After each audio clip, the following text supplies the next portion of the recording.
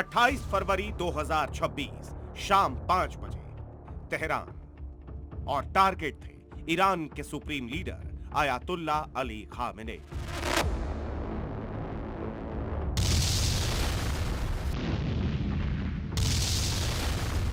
कुछ देर बाद एक ऐसी खबर आती है जिसने पूरी दुनिया में मचा दी सनसनी।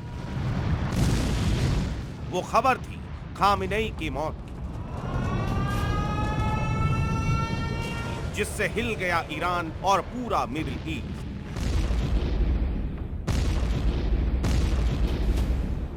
खामेनेई की मौत की सबसे पहली जानकारी अमेरिका के राष्ट्रपति डोनाल्ड ट्रंप ने दुनिया को दी। सवाल है कि आखिर इजराइल और अमेरिका ने मिलकर कैसे ईरान के सुप्रीम लीडर खामेनेई का खात्मा किया। लेकिन उससे भी बड़ा सवाल यह है कि आखिर इजराइल और अमेरिका को यह खुफिया इनपुट कैसे मिला कि खलीफा खामेनेई अपने प्रेसिडेंशियल पैलेस में मौजूद है। इन सवालों के जवाब आपको बाद में बताएंगे, लेकिन उससे पहले इस वीडियो को देखिए जिसे इजरायली डिफेंस फोर्स यानी आईडीएफ ने जारी किया है। यह वीडियो ईरान के प्रेसिडेंशियल इलाके का है, जहां पर ईरान के खलीफा खामेनेई रहते थे, और यहीं पर इजराइल और अमेरिका ने स्ट्राइक कर खामेनेई के चैप्टर को हमेशा के लिए क्लोज कर दिया। इस वीडियो के सामने आने से पहले सवाल उठ रहे थे कि आखिरकार खामेनेई जिस बंकर में रहते थे वो बंकर कैसा था, वो कितना बड़ा और सुरक्षित था, और मौत के वक्त खामेनेई बंकर में कहां छिपे थे। इजराइल ने इस वीडियो के जरिए सभी सवालों का जवाब दे दिया। इजराइल डिफेंस फोर्स ने एक 3D एनिमेशन के जरिए बता दिया कि आखिर खामेनेई का बंकर कैसा था।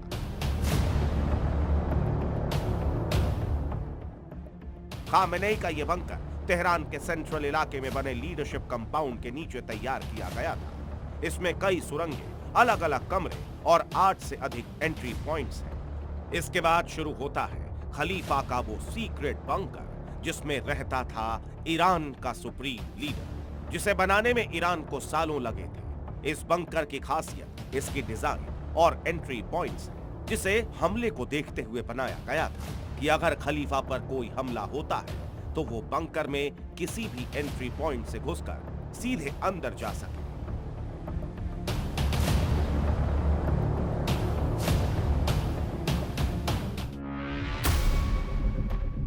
चलिए अब आपको दिखाते हैं कि कैसा था खलीफा खामेनेई का यह बंकर। 1, 2, 3, 4, 5। जी हां,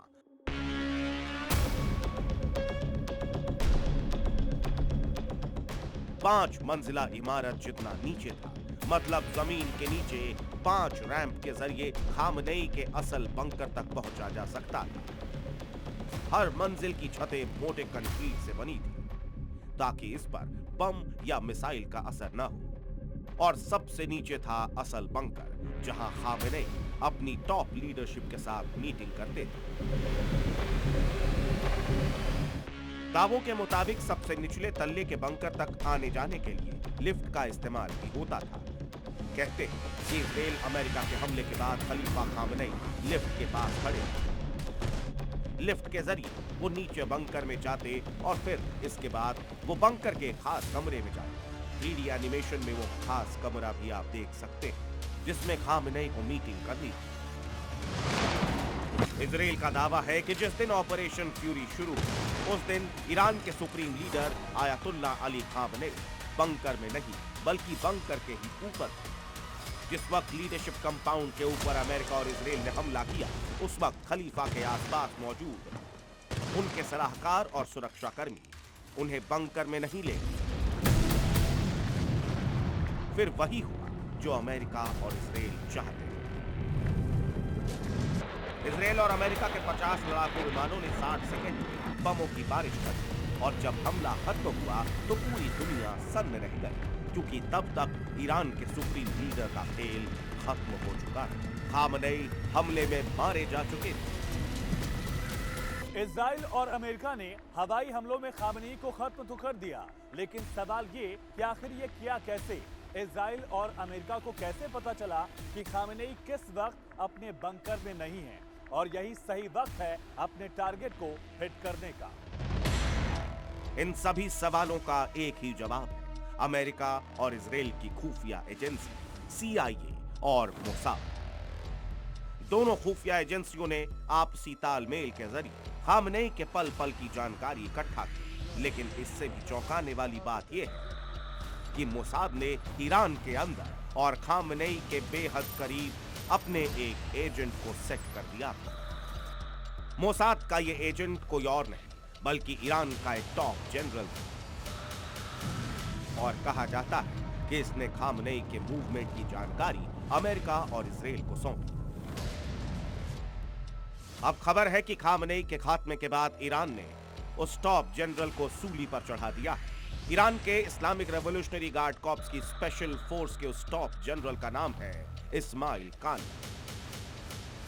ये वही जनरल है जो स्पेशल फोर्स का जनरल तो था, लेकिन करता था मोसाद के लिए काम। मीडिया रिपोर्ट्स के मुताबिक जनरल कानी ने supreme leader ayatollah Ali Khamenei को धोखा दिया। कानी पर शक की सुई बीते सप्ताह घूमी जब वो सुप्रीम लीडर खामनेई की हत्या करने वाले हमले में चमत्कारी ढंग से बच गया। दरअसल पिछले शनिवार को जब लीडरशिप कंपाउंड पर खामनेई का टारगेट करने वाला हमला शुरू किया गया, उससे ठीक पहले ही जनरल कानी लीडरशिप कंपाउंड छोड़कर कहीं और चला गया।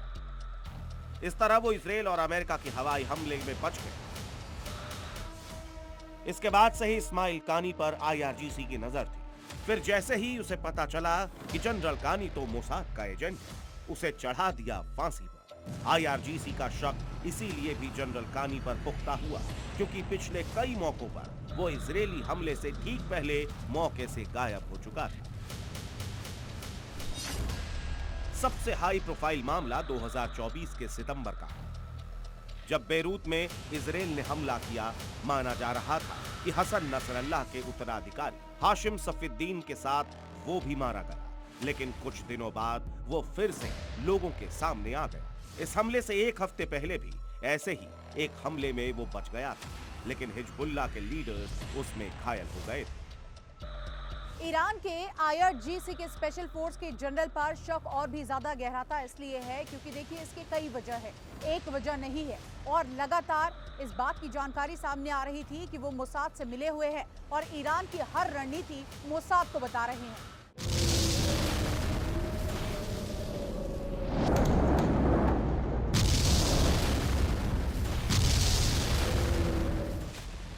IRGC की ये एलीट फोर्स सिर्फ सर्वोच्च नेता के प्रति ही जवाबदेह नहीं, बल्कि स्पेशल फोर्स ईरान के बैलिस्टिक मिसाइल भंडार की निगरानी करने और विदेशों में अभियान चलाने के लिए भी बनी है। ये सर्वोच्च नेता से जुड़े मामलों में अपनी सलाह और युद्ध नीति भी बनाती है।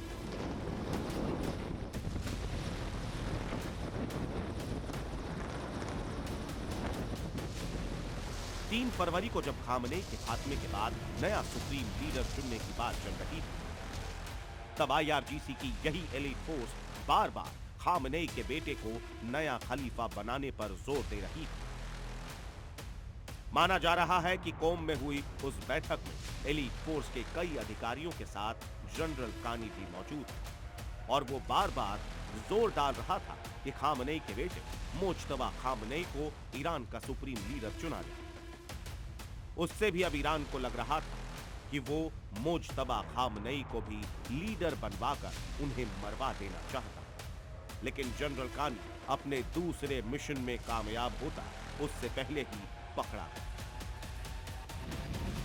जनरल कानी पर शक करने की एक वजह यह भी हो सकती है कि जिस वक्त कौम में उस असेंबली ऑफ एक्सपर्ट्स की मीटिंग चल रही थी, उसी वक्त मोसाद की खुफिया जानकारी के बाद इजराइल ने बड़ा हवाई हमला किया।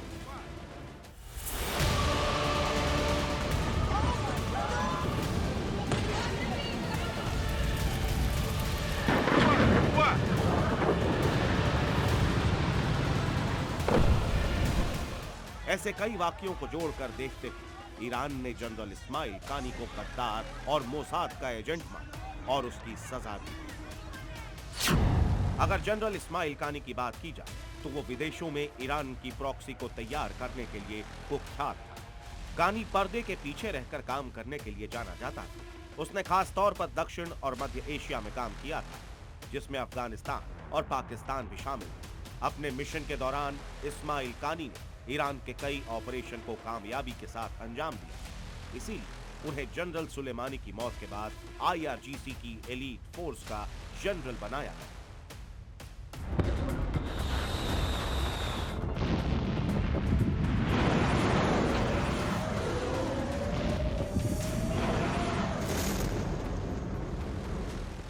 लेकिन ईरान को यह नहीं पता था कि उनकी सेना का जनरल दुश्मनों की तरफ से अपनों के खिलाफ ही लड़ रहा है। वो भी मोसाद का एजेंट बनकर।